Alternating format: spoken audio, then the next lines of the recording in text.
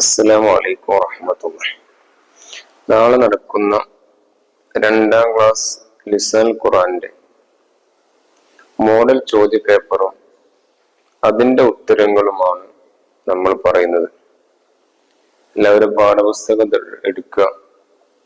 ഓരോ ചോദ്യവും ഉത്തരം പറയുമ്പോൾ അത് ഏത് പേജിലാണ് പറയുന്നത് എന്ന് പറയുന്നുണ്ട്.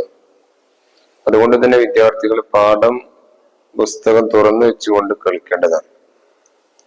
ഏതെല്ലാം ഭാഗത്തു നിന്നാണ് ചോദ്യങ്ങൾ വന്നിരിക്കുന്നത്, ഏതെല്ലാം രീതിയിൽ ചോദ്യങ്ങൾ വരുമെന്ന് വിദ്യാർത്ഥികളും രക്ഷിതാക്കളും പ്രത്യേകം മനസ്സിലാക്കുക.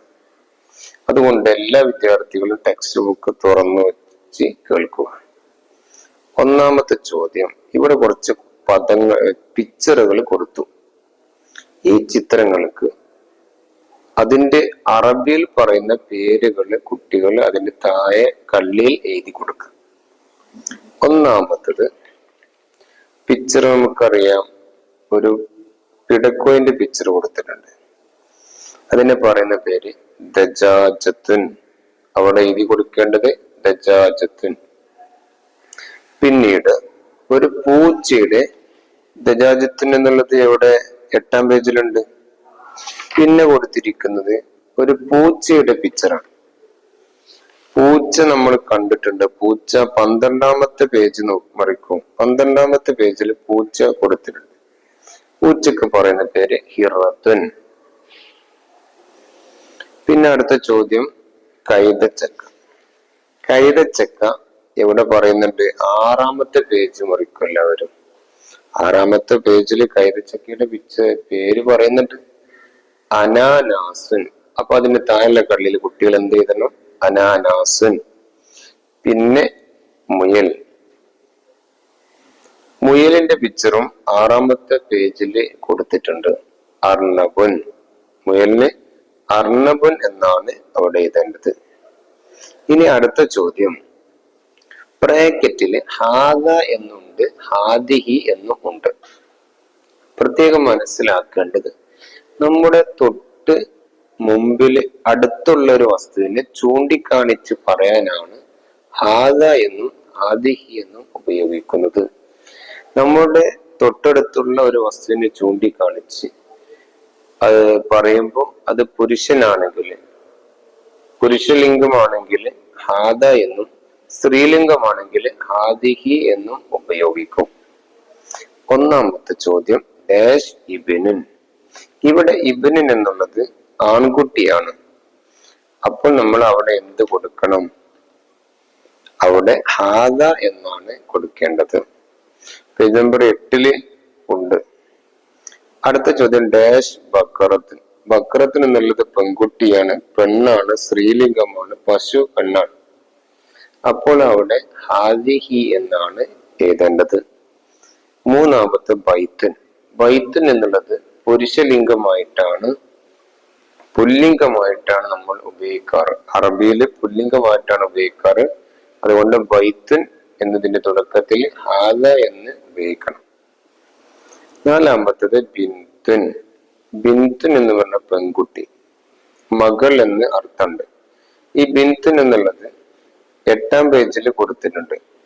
പെൺകുട്ടി ആയതുകൊണ്ട് അവിടെ ഹാദിഹി എന്നാണ് ഉപയോഗിക്കേണ്ടത്. പിന്നെ 5ാമത്തെ ചോദ്യം ഡാഷ് കുർസിയൻ. 9ാമത്തെ പേജിൽ കൊടുത്തിട്ടുണ്ട്.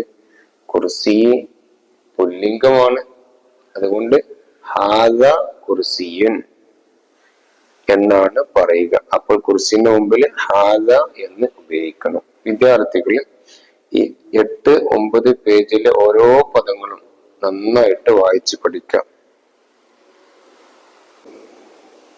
കുറച്ച് പദങ്ങളുടെ അർത്ഥങ്ങൾ കൊടുത്തിട്ടുണ്ട്.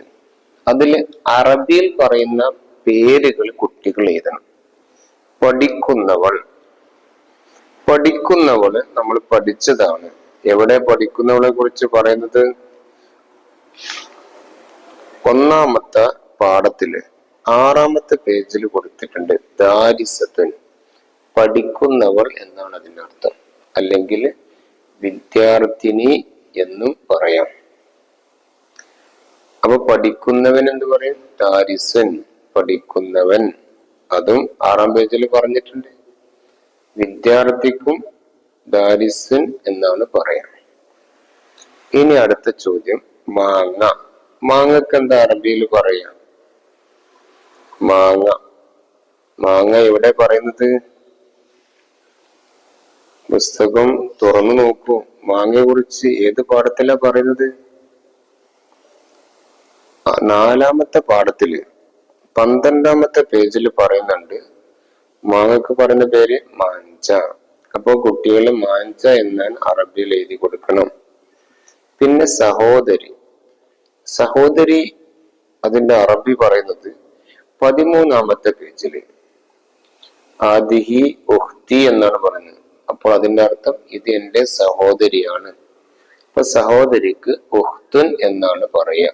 ഇനി സഹോദരൻ ചോദിച്ചാൽ അഹീ, എന്റെ സഹോദരൻ. അപ്പൊ സഹോദരൻ എന്നുള്ളതിന് അഹുൻ. അഹുൻ എന്ന് പറഞ്ഞാൽ സഹോദരൻ. ഇനി ആദ അഹി എന്ന് പറഞ്ഞാൽ ഇത് എന്റെ സഹോദരനാണ്. ആദിഹി ഉഖ്തി, ഇതെന്റെ സഹോദരിയാണ്. സഹോദരിക്ക് ഉഖ്ത്, സഹോദരന് അഹ്. 3-4 ചോദ്യങ്ങൾ ശ്രദ്ധിക്കുക. അത് പല രീതിയിലും ചോദിക്കാം. സഹോദരിക്ക് ഉഖ്തുൻ എന്ന് പറയും, സഹോദരന് അഹുൻ എന്ന് പറയും. പിന്നെ ഇതെന്റെ സഹോദരനാണ് എന്നുള്ളതിന് ആദ അഹി എന്ന് പറയും. ഇതെന്റെ സഹോദരി ആദിഹി ഉഖ്തി. ഇതൊക്കെ 13-ാമത്തെ പേജിൽ പറയുന്നുണ്ട്. 4-ാമത്തെ ചോദ്യം, ഉത്തരം എഴുതാം. ഇവിടെ ചിത്രം കൊടുത്തിട്ടുണ്ട്. ഈ ചിത്രം നോക്കിയിട്ട് ആ ചിത്രവുമായി ബന്ധപ്പെട്ട ഒരു ചോദ്യം ചോദിച്ചു. മഹാദിഹി, ഇതെന്താണ്? അപ്പൊ അതിനെങ്ങനെ ഉത്തരം പറയും? അവിടെ പൂവിന്റെ ചിത്രം കൊടുത്തിട്ടുള്ളത്. അപ്പൊ നമ്മള് എങ്ങനെയാണ് ഉത്തരം പറയേണ്ടത്? പൂവിനെ ചൂണ്ടിട്ട് ചോദിക്കാണ് ഇതെന്താണ് എന്ന്. അപ്പൊ ഉത്തരം പറയേണ്ടത് ഇത് പൂവാണ് എന്ന് പറയണം. അപ്പൊ നമ്മൾ എങ്ങനെ എഴുതും എന്നുള്ളതാണ്. അത് 13-ാമത്തെ പേജിൽ പറയുന്നുണ്ട്. ആദിഹി സഹറത്തുൻ, ഇത് പൂവാണ്. ആദിഹി സഹറത്തുൻ, ഇത് പൂവാണ്. ഇനി ഒരു പേനയെ ചൂണ്ടിക്കാണിച്ചുകൊണ്ട് ചോദ്യം ചോദിക്കാണ്, ഇതെന്താണ്? അപ്പം ഇത് പേനയാണ് എന്ന് എഴുതണം. അത് അറബിയിൽ എഴുതണം. ആദാ കലമൻ, ഇത് പേനയാണ്. കുട്ടികള് ആദാ കലമൻ എന്ന് എഴുതണം. ഇത് പേജ് നമ്പർ 13 പറയുന്നുണ്ട്. 5-ാമത്തെ ചോദ്യം, ഇവിടെ ഒരു ഉദാഹരണം കൊടുത്തിട്ടുണ്ട്. ഇതുപോലെ നിങ്ങൾ എഴുതുക എന്നുള്ളതാണ്. 1-ാമത്തെ, ഒരു കുട്ടിയുടെ ചിത്രം കൊടുത്ത് ചോദിക്കാണ് മൻ ആദ, ഇത് ആരാണ്? അതിന് ഉത്തരം അവിടെ കൊടുത്തിട്ടുണ്ട്. ആദ അഹി, ഇതിന്റെ സഹോദരനാണ്. അതുപോലെ ഈ പുസ്തകത്തെ ചൂണ്ടിക്കാണിച്ചുകൊണ്ട് ഒരു ചോദ്യം ചോദിക്കണം. അതിന് ഉത്തരം എഴുതണം. പേജ് നമ്പർ 13 പറയുന്നുണ്ട്. അപ്പൊ എന്ത് ചോദിക്കണം? മാ ആദ, ഇതെന്താണ്? ആദാ കിതാബൻ, ഇത് കിതാബാണ്, ഇത് പുസ്തകമാണ്. അതുപോലെ ഒരു പെൺകുട്ടിയുടെ പിക്ചർ കൊടുത്തിട്ടുണ്ട്.